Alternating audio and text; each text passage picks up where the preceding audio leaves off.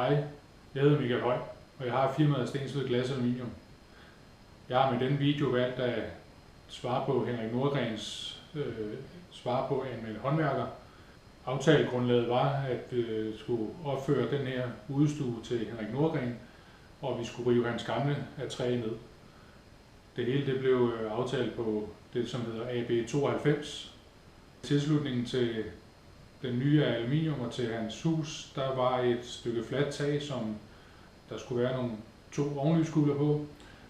Alt sammen tømmerarbejde, som ikke vi har den store forstand på, og derfor så havde jeg en underentreprenør til det arbejde.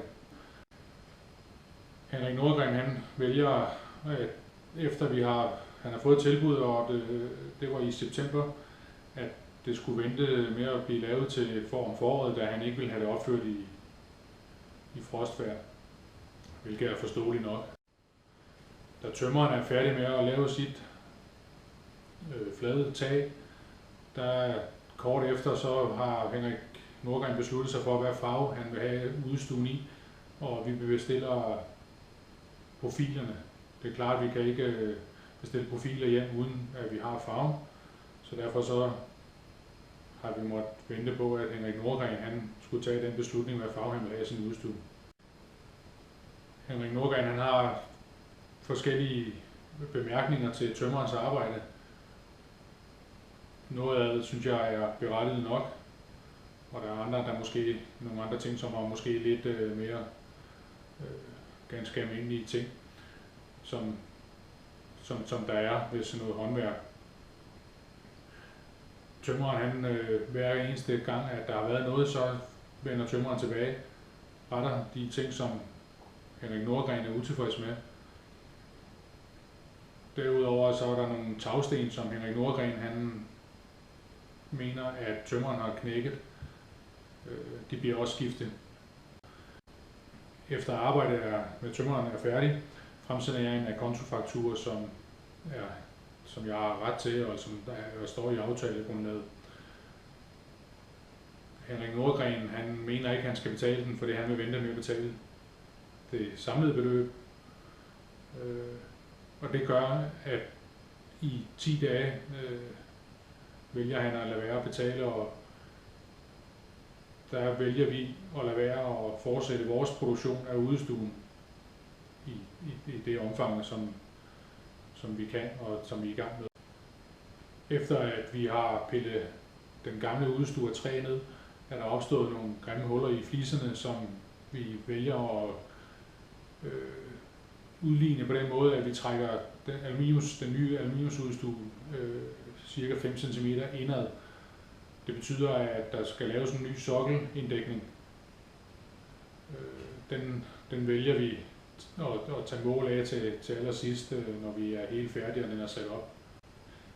Sokkelindækningen det er egentlig ekstra arbejde, men han får den uden beregning.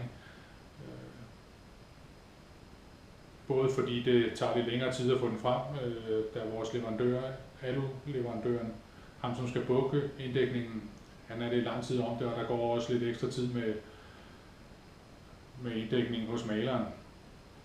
Men alt sammen det bliver så uden beregning, og det er en sokkelprofil, som man sagtens skal undvære.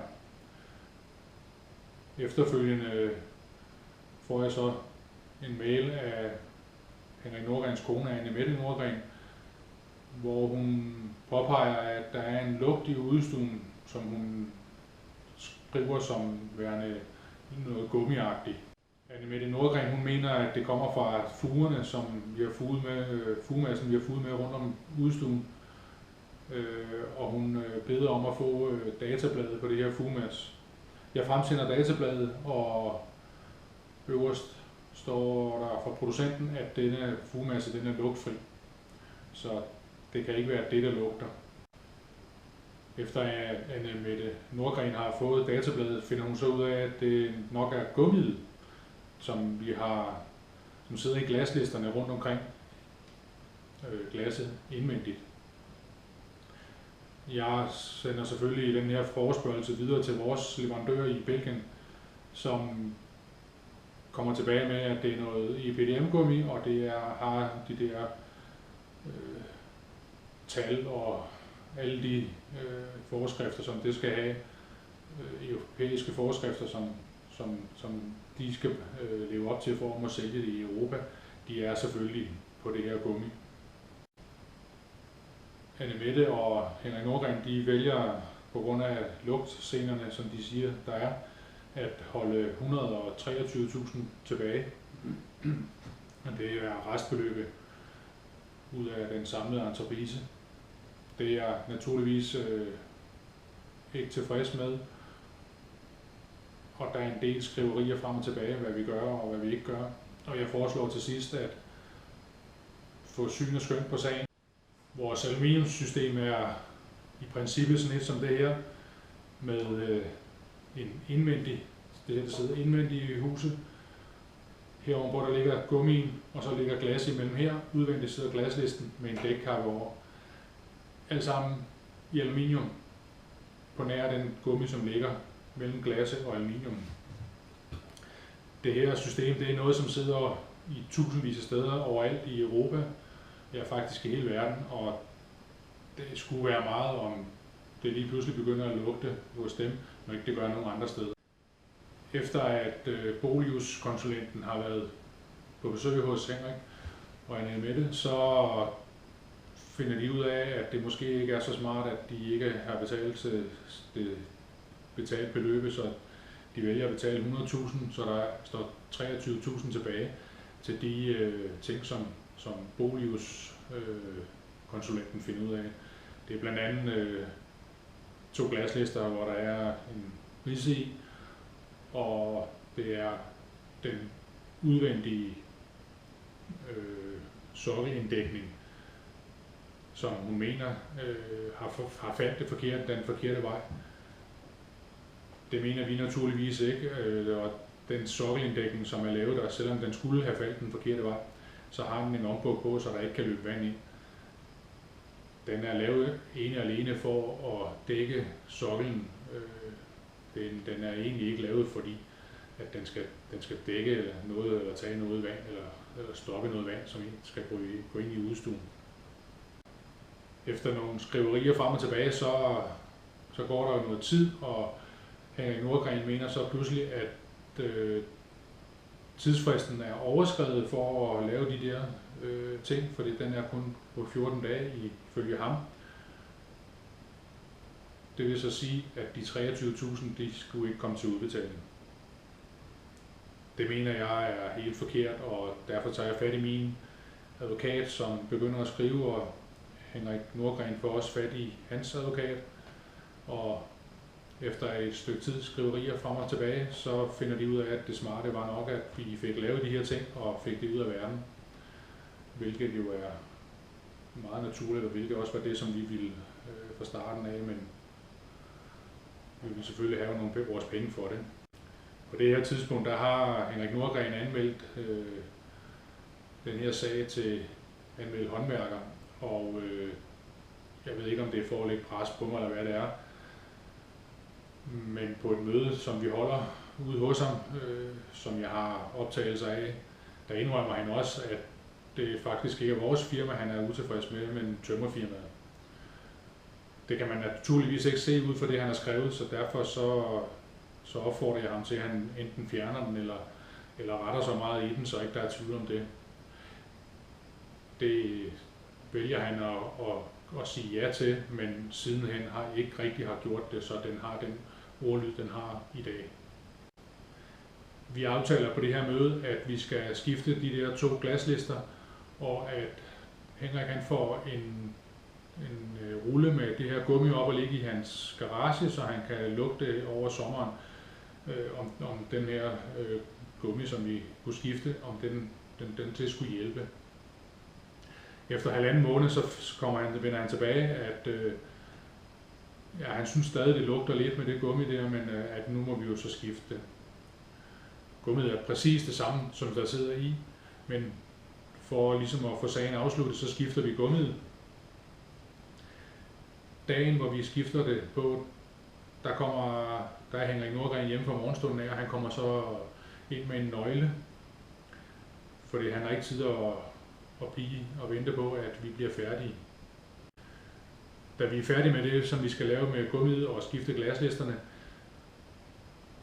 så jeg har en eller anden fornemmelse, jeg ved ikke hvorfor, men jeg beslutter mig for, at jeg vil filme, at jeg lægger nøglen i postkassen.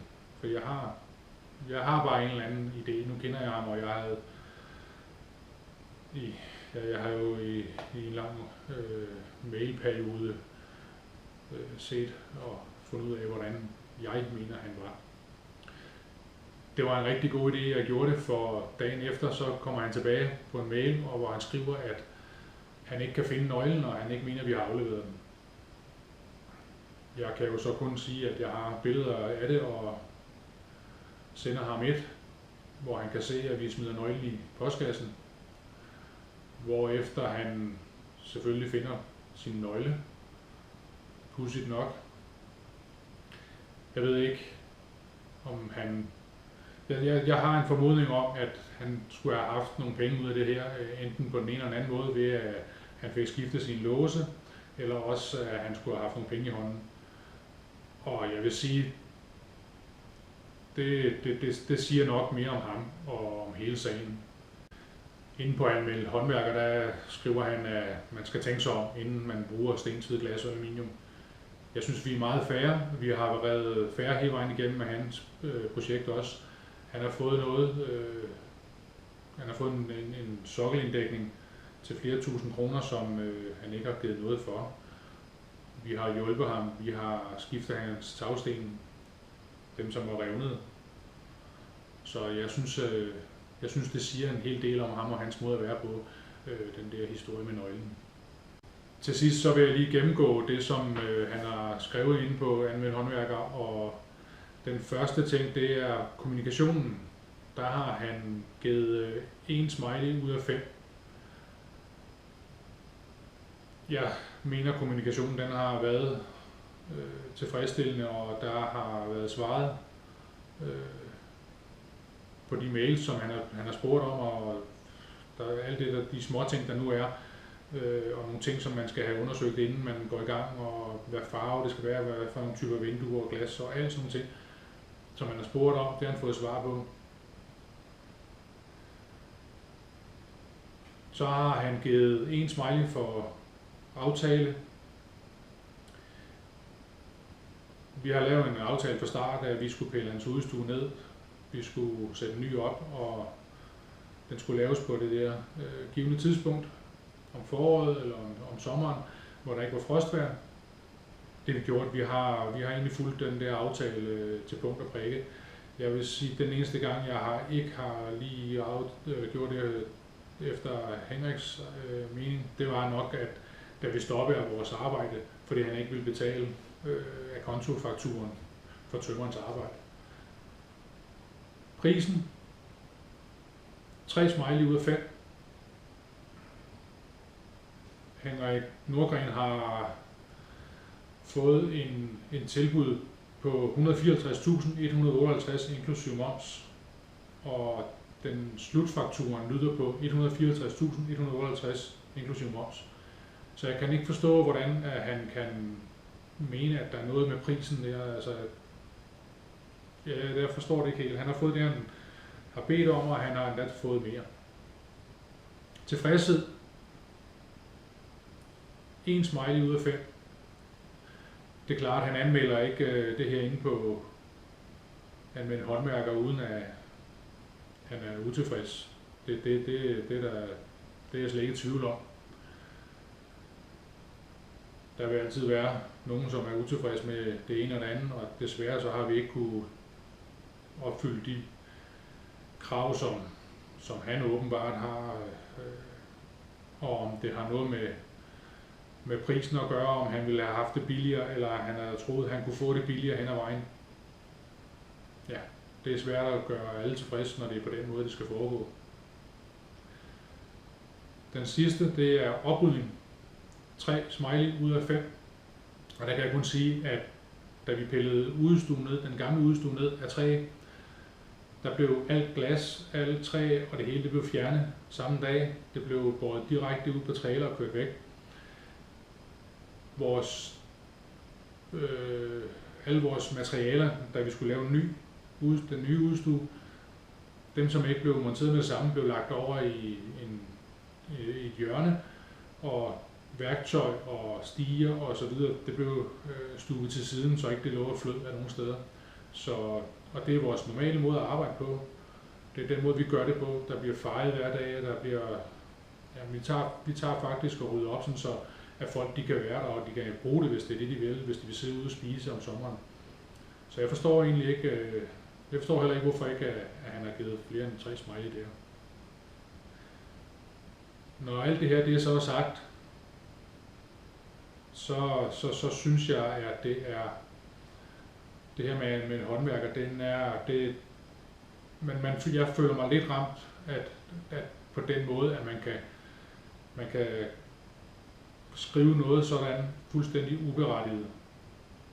Og det kan bare stå hen i årevis, hvis ikke man gør noget. Derfor så har jeg lavet den her lille video. Jeg vil sige, at jeg har dokumentation for alt, hvad jeg har sagt. Jeg har billeder, jeg har billedmateriale, jeg har film, jeg har video. Jeg har meget mere end det, jeg har fortalt her. Skulle der være nogen, som er interesseret i noget, dokumentation eller nogle andre ting i forbindelse med det her, så er jeg villig til at fremvise det. Alt det, som kan være berettiget. Henvend jer bare med en mail eller med telefonopkald, og jeg skal svare på det. Det var videoopkald for Stensved Glas og Aluminium, som svarer på Henrik Nordgrens og Anne-Mette Nordgrens anmeldelse inde på Anmeld Håndværker.